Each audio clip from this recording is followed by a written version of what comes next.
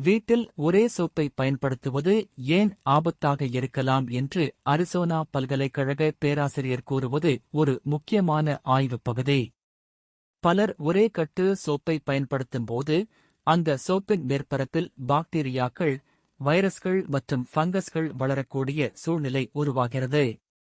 குறிப்பாக ஒருவருக்கு ஏதேனும் தோல் தொடர்பான தொற்று இருந்தால் அதே சோப்பை பிறர் பயன்படுத்தும் போது அந்த நோய்க்கிருமிகள் அவர்களுக்கும் பரவும் வாய்ப்பு உள்ளது. இது சில நேரங்களில் அலர்ஜி, தோல் ராஷ், காய்ச்சல், குடல் நோய்கள் போன்றவற்றாகும். இது மருத்துவ ரீதியாக சோதிக்கப்பட்டு நிரூபிக்கப்பட்டது.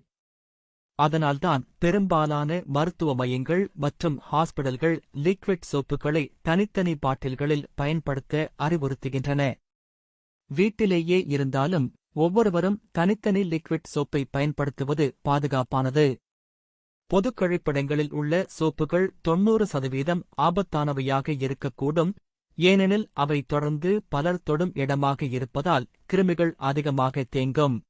எனவே சுகாதாரத்தை கவனிக்க விரும்புபவர்கள் பொதுச் சோப்புகளுக்கும் வீட்டிலுள்ள ஒரே கட்டுச் சோப்புக்கும் இடைவெளி வைத்துக் கொள்ள வேண்டியது அவசியம். மேலும் ஹேண்ட்வாஷ் அல்லது சானிடைசர் போன்றவற்றை தனிப்பட்ட முறையில் வைத்துக்கொண்டு பயன்படுத்துவது நல்லது. இவை அனைத்தும் நோய்த்தொற்றுகளைத் தவிர்த்து குடும்பத்தின் ஒட்டுமொத்த ஆரோக்கியத்தை காக்கும் சிறந்த பழக்கங்களாகும். உங்களுக்கு இந்த தகவல் பிடித்திருந்தால் இந்த காணொளியை லைக் செய்து ஷேர் செய்யவும். மேலும் ஏதேனும் கேள்விகள் இருந்தால் கமெண்ட் பாக்ஸில் கமெண்ட் செய்யவும் மற்றும் இதைப்பற்றி நீங்கள் என்ன நினைக்கிறீர்கள் என்பதையும் கமெண்டில் தெரிவிக்கவும். நன்றி.